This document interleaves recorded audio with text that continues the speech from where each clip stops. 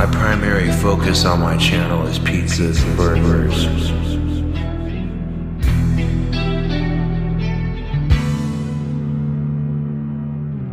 Pizzas and burgers. Pizzas and burgers. Pizzas and burgers. My mom watches these. I really don't give a shit.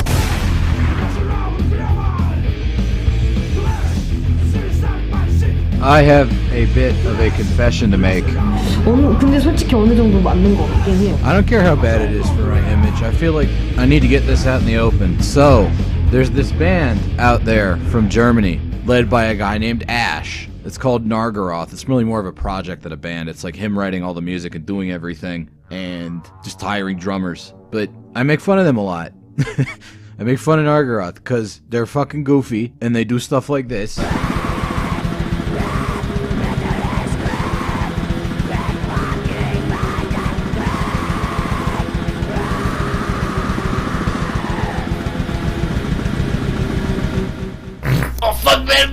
And he sells like shirts that he busts his nut on eBay and stuff like that. But I was listening, well actually I was watching YouTube videos the other day. A really goofy video came up. It was called Black Metal Husky Sings Nargaroth. And it was this spooky looking dog standing at the top of the stairs going and it was like synced up to Seven Tears Are Flowing to the River off of the second Nargaroth album. And well,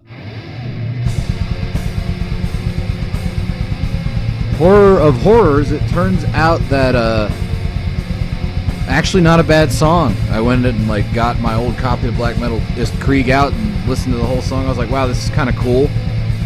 You know, it's ambient, it's melodic, it's got a good amount of drive to it. It's emotional, but not in a fruity way. And then I went and listened to like a few other later Nargaroth albums, because my old position was that only like the first album was good, and even that one's not that great.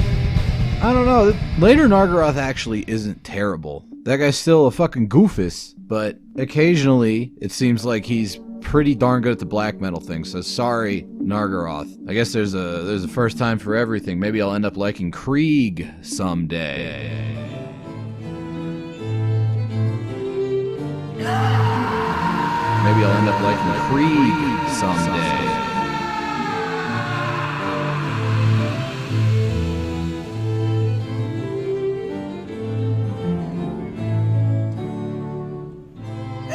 Maybe I'll end up liking Krieg someday. No! Probably fucking not, though. Okay, anyways, episode 142 is about Exhorder. If you've been around the metal scene for a while, you might recognize that name. And you're probably gonna think of this.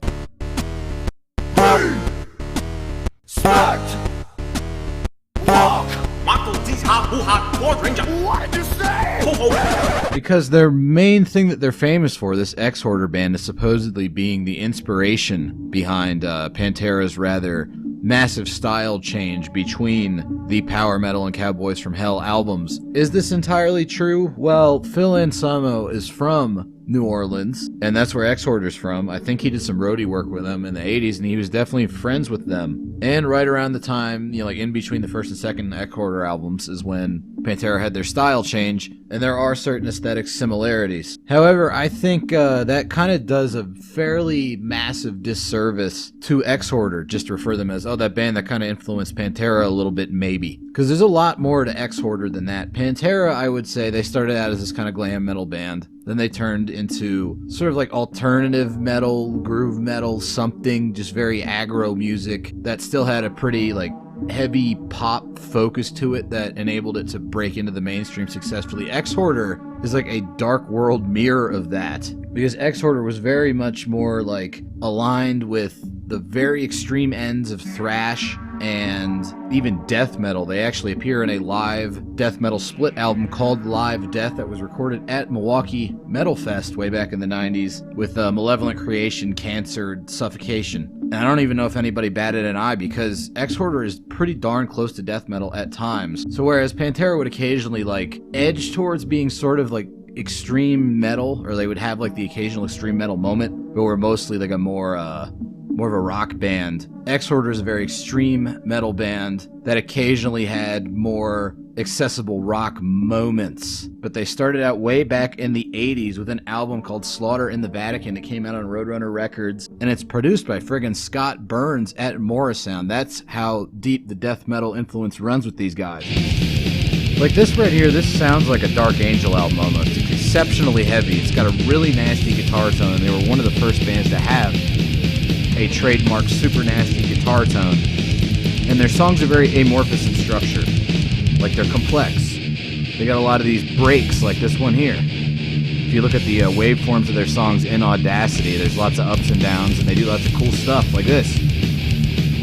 Like this has all been in like the first 30 seconds of the song, and in fact this reminds me a little bit of something else. I get it.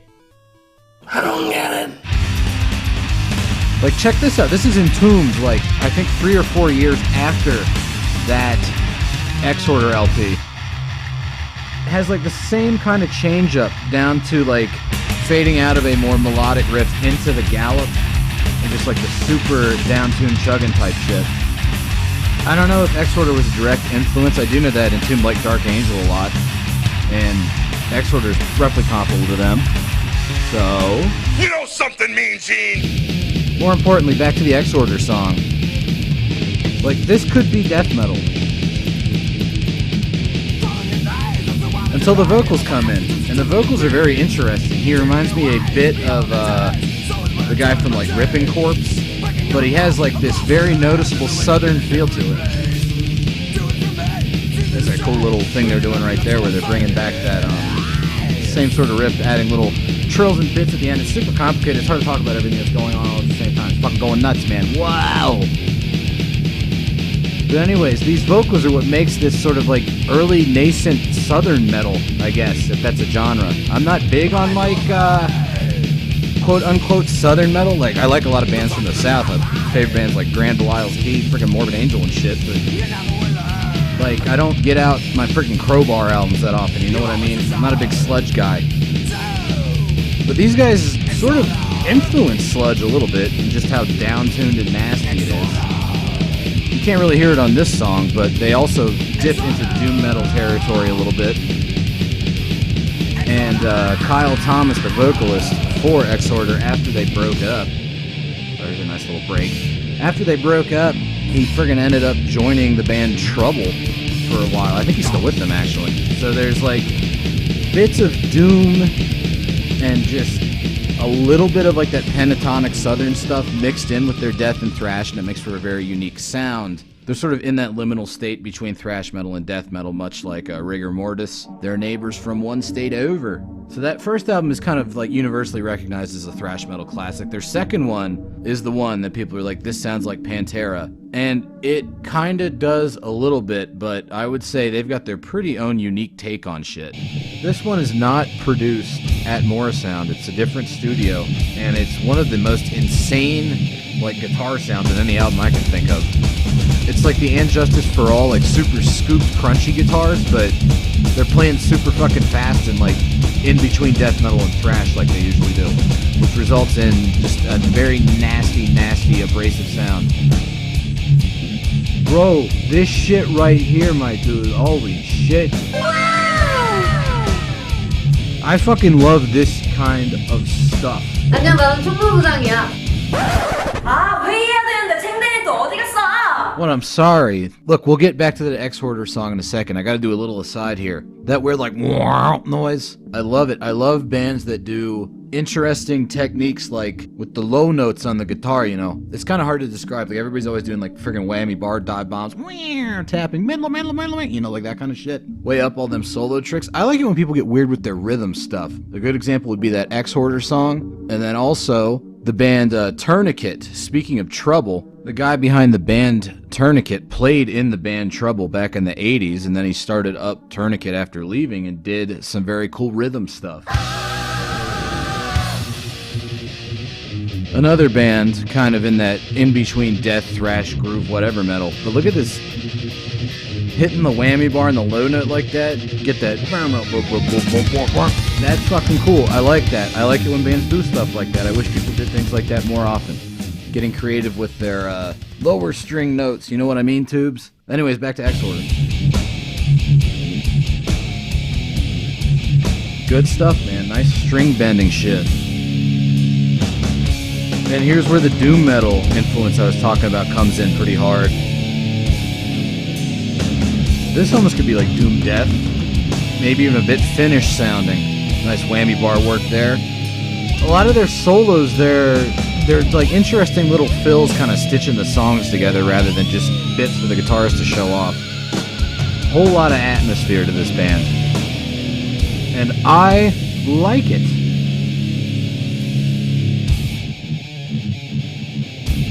So this is like, I guess you could call it groove metal. It's a lot faster and meaner sounding.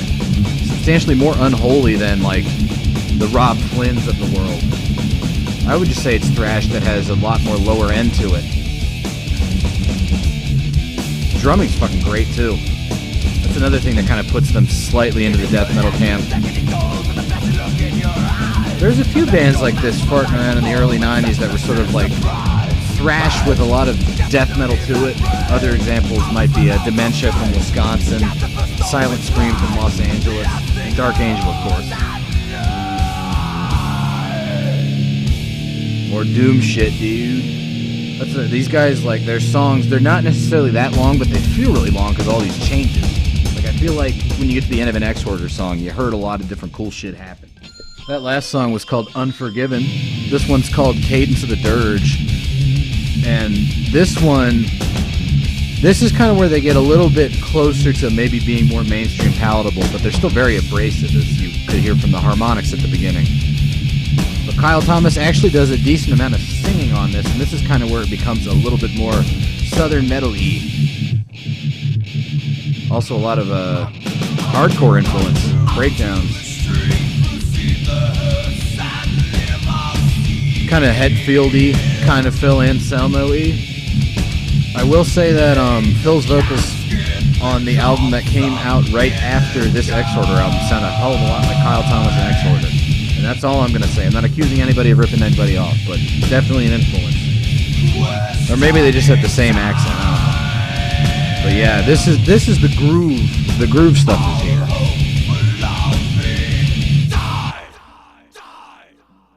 Also lots of full stops, like the songs start and stop and they just go all over the place and weird. Actually, when interviewed about, Exhorder, y'all are like, that was like, you did Pantera before Pantera, why aren't you more famous? I think Kyle Thomas said, well, I think Pantera just worked harder for it. I don't know if I would agree with that. I would say that Pantera might have worked harder in making like catchy songs that you could play on the radio, but where Exhorder put all their work into was just making these really complex and like weird soundscapes. Speaking of being pretty close to death metal, y'all remember how in like Morbid Angel they used to have the bass breaks? Like on Altars of Madness, everybody. Right about now. Bass break, good stuff. And I wish Morbid Angel had done that kind of thing more often because I like how it sounds. Just keeps things interesting, Instrumental separation. And apparently Exhorder was listening to my pleas because Wanna buy some probe? they did a song called Unborn Again that's entirely based off of the bass break concept. Also some really wacky technical drumming. Technical as fuck guitar playing. There we go, bass break. But they go even harder with the bass break, dude. Because then they get in this like weird effects-laden clean guitar, doing drone notes under it, kind of like funking it up.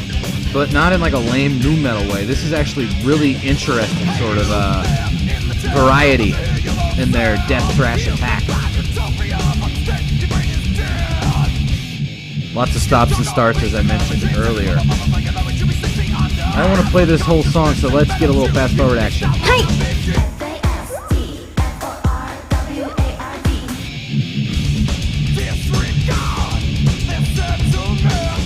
This guy's vocals is so good. Shit.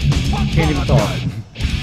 There we go. More of this weird shit going on. This whole song is just them alternating between weird bass-centered sections and like this kind of clean stuff, and then like the more hard-hitting thrash bits, and it works great.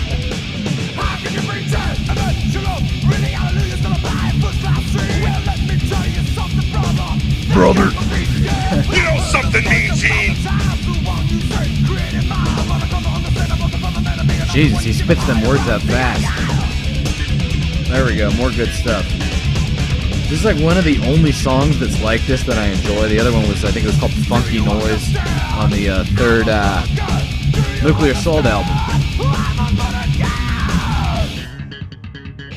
Alright, more weird stuff. But yeah, that's second Exhorder album. Good stuff. Then they broke up. It's okay though, because like, I think a couple years ago they got back together. And they put out a new album called Mourn the Southern Skies, and they weren't half bad. Pretty much picked up, I would say it sounds like a mixture of their first two albums. It's very, very thrashy, at least for portions of it, like the one I'm playing right now. This is thrashy. It's got them hammer-on pull-off notes, much like you might hear in Destruction or a black thrash band. But it's still Kyle Thomas on vocals, and it's still quite a bit groovier than your average thrash metal band. Also, the production on this is pretty fucking dank, dude. Good example of like how a modern thrash metal album should sound, I would say. It's fucking fast, dude. You know, I know I talk about busting cheeks a lot, getting your wig split, you know, but this shit is serious, man. Unfortunately, sometimes they get a little bit too modern sounding, like they're aware of current day music. And you get these choruses here, they're a bit silly at times. The lyrics aren't always great. Sometimes the lyrics are good, but right here,